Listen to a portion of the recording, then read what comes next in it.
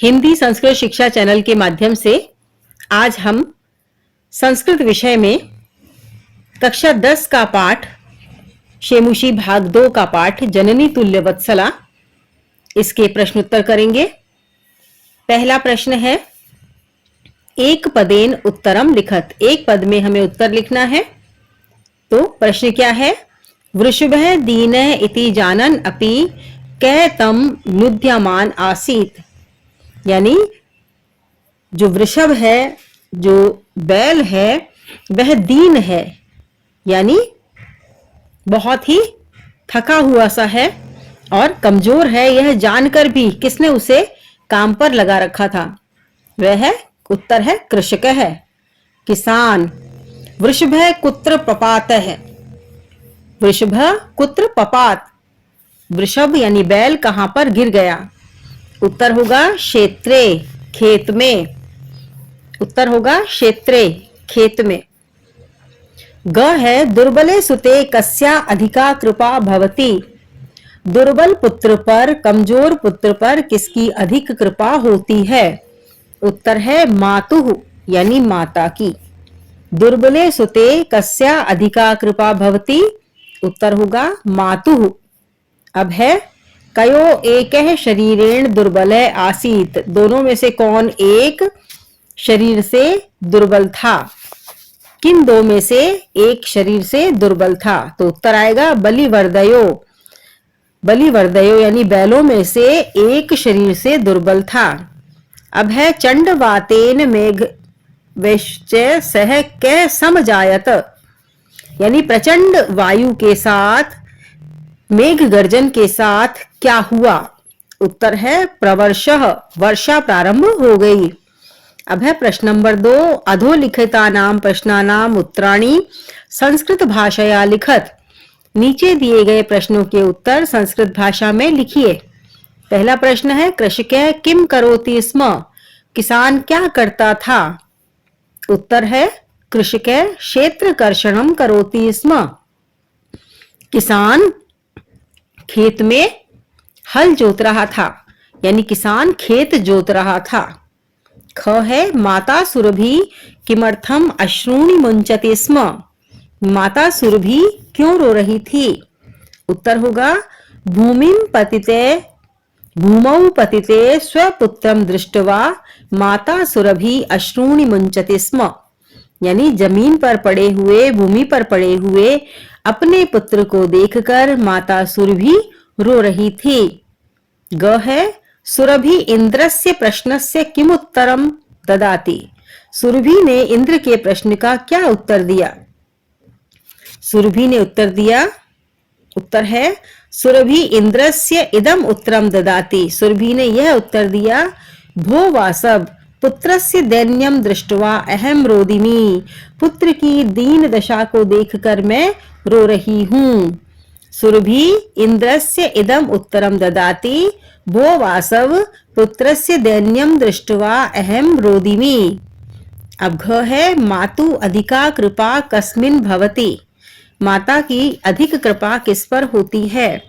उत्तर है मातु अधिका कृपा दीने पुत्रे भवति। माता की अधिक कृपा कमजोर पुत्र पर होती है। अगला है इंद्रः दुर्बल वृषभस्य कष्टानि अपाकर्तुम किम कृतवान। इंद्र ने दुर्बल बैल के कष्ट को हरने के लिए, दूर करने के लिए क्या किया? उत्तर है इंद्रः दुर्बल वृषभस्य कष्टानि अपाकर्तुम प्रवर्षः कृतवान। इंद्र ने दुर्बल बैल के कष्ट को दूर करने के लिए वर्षा कर दी। च है जननी कीदृशा भवति।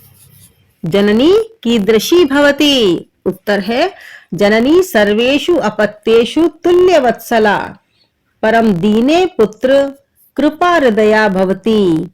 यानी जननी माता सर्वेषु अपत्येषु सभी पुत्रों पर तुल्यवत्सला पुत्र के समान स्नेह करने वाली होती है, परम किंतु कमजोर पुत्र पर उसका हृदय अधिक कृपा करता है, या कृपापूर्ण हृदय होता है, या दयावान हृदय होता है। पाठे अस्मिन् कयो संवादः विद्यते। इस पाठ में किसका संवाद है? कयो मानी किन दो के बीच संवाद है। उत्तराणि अस्मिन् पाठे सुरभि सुराधिप इंद्रयो संवादः विद्यते। अस्मिन् पाठे सुरभि सुराधिप इंद्रयो संवादः विद्यते। इस पाठ में सुरभि यानी गाय जिसका नाम सुरभि है और सुराधिप यानी इंद्र के बीच देवताओं के राजा इंद्र के बीच संवाद है। प्रश्न नंबर 3 है, यहां पर हमको क स्तंभ से ख स्तंभ को जोड़ना है। तो क स्तंभे दत्तानाम पदानाम मेलनम ख स्तंभे दत्ते समानार्थक पदौ कुरुते। यानी जो क स्तंभ में पद दिए गए हैं उन्हें आप किससे मिलाना है? ख स्तंभ में दिए गए समानार्थक पद से आपको मिलाना है। तो ये समानार्थक पद है, आप देखेंगे क स्तंभ और ख स्तंभ दे रखा है। कृच्छेण, इसे आप किससे मिलाएंगे? काठिन्येन, काठिन्येन से आप इसको मिलाएंगे। इसके बाद है चक्षुभ्याम, चक्षुभ्याम को नेत्राभ्याम, चक्षु को नेत्र भी कहते हैं, तो चक्षुभ्याम नेत्राभ्याम। फिर है जवने, जवने को हम मिलाएंगे द्रुत गत्या। अब है इंद्र, इंद्र को हम मिलाएंगे वासव से, ऊपर वासव लिखा हुआ है तो इंद्र को हम वासव से जोड़ देंगे। फिर है पुत्रः, पुत्रा को हम जोड़ेंगे सुतः से। इसके बाद है शीघ्रम, शीघ्रम का समानार्थी शब्द होता है द्रुत गत्या या अचिरम, तो हम शीघ्रम को अचिरम लिख देंगे। और बलिवर्धः को हम जोड़ेंगे वृषभ से।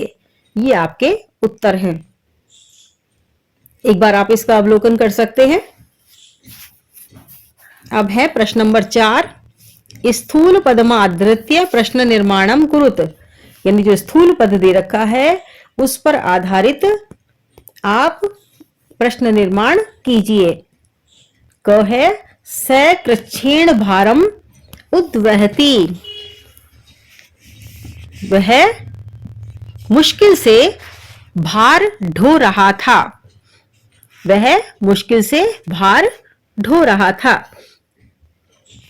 तो यहां पर उत्तर क्या होगा?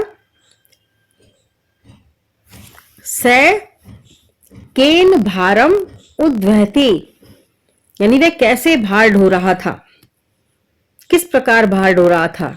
यस्य कथम भारम उद्वहति, कथम भी आ सकता है इसमें, किस प्रकार से भार ढो रहा था। तो उत्तर आ जाएगा कृच्छेण, यानी बड़ी मुश्किल से, कष्ट से। इसके बाद है सुराधिपे ताम अपृच्छत, यानी देवताओं के राजा इंद्र ने उससे पूछा। तो किससे पूछा? उत्तर दे रखा है किसने पूछा? सुराधिपे ताम अपृच्छत। तो सुराधिपे यहां पर जो है अंडरलाइन वाला शब्द है। उत्तर आएगा कै ताम अपृच्छत, किसने उससे पूछा। अयम अन्येभ्यो दुर्बलः, अयम अन्येभ्यो दुर्बलः, यह अन्य से दुर्बल है। तो ये किसने कहा था? अयम केभ्य दुर्बल है, यानी यह किससे दुर्बल है। तो उत्तर आ जाएगा अयम केभ्यो दुर्बल है या केभ्य दुर्बल है। अब है धेनु नाम माता सुरभि आसीत, गायों की माता सुरभि थी। तो धेनु नाम के स्थान पर हम लगा देंगे कासाम, कासाम माता सुरभि आसीत, किसकी माता, किनकी माता सुरभि थी। सहस्राधिकेषु पुत्रेषु सत्स्वपि सा दुखी आसीत, यानी सहस्र पुत्रों के होते हुए भी वह दुखी थी। तो सहस्राधिकेषु, इसके स्थान पर हम क्या लगाएंगे? कति पुत्रेषु सत्स्वपि सा दुखी आसीत, कितने पुत्रों के होने पर भी वह दुखी थी। अब पांचवा प्रश्न है रेखांकित पदे यथा स्थानम संधि विच्छेदम वा कुरुत।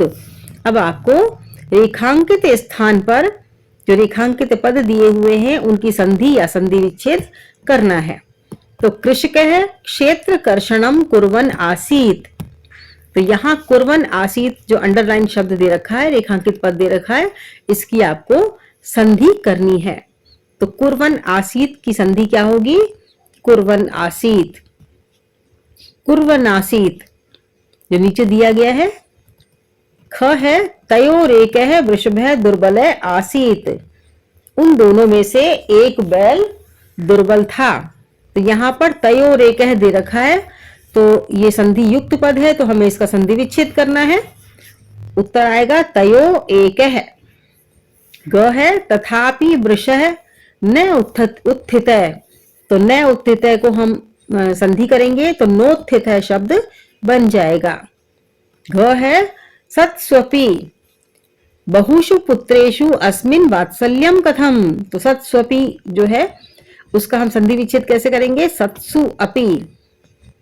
अब है ञ तथा अपि अहम एतस्मिन् स्नेहम अनुभवामि, तो यहाँ पर अंडरलाइन शब्द है तथा अपि अहम एतस्मिन्, तो इन चारों शब्दों को हमें मिलाकर लिखना है। तो क्या शब्द आएगा? तथाप्यमेतस्मिन्, तथाप्यमेतस्मिन् शब्द बन जाएगा, चारों शब्द मिला दिए जाएंगे। च है मे बहूनि अपत्यानि सन्ति, बहूनि अपत्यानि, तो बहूनि पत्यानि को बहून्यपत्यानि शब्द बन जाएगा, यहां पर हम जोड़कर लिख देंगे। अब है सर्वत्र जलोप्लवः संजातः, तो जलोप्लवः को हमको संधि विच्छेद करना है, तो क्या शब्द बनेगा? जल प्लस उपप्लवः। अब है छठा प्रश्न, अधोलिखितेषु वाक्येषु रेखांकित सर्वनाम पदम कस्मै प्रयुक्तम, नीचे लिखे हुए वाक्यों में जो सर्वनाम पद दिया गया है वह किसके लिए प्रयुक्त हुआ है? सा च अवदत् भो वासव भृशम दुखिता अस्मि, वह कहती है कि हे इंद्र बहुत दुखी हूं। तो उत्तर क्या आएगा? सा किसके लिए आया है? धेनु मात्रे सुरभये, यानी धेनुओं की माता, गायों की माता सुरभि के लिए यह शब्द प्रयुक्त हुआ है, तो हम लिखेंगे धेनु मात्रे सुरभये। ख आएगा पुत्रस्य दैन्यम दृष्ट्वा अहम रोदिमि, पुत्र की दैन्य दशा देखकर, दीन दशा देखकर मैं रो रही हूं। तो यहाँ पर अहम किसके लिए आया?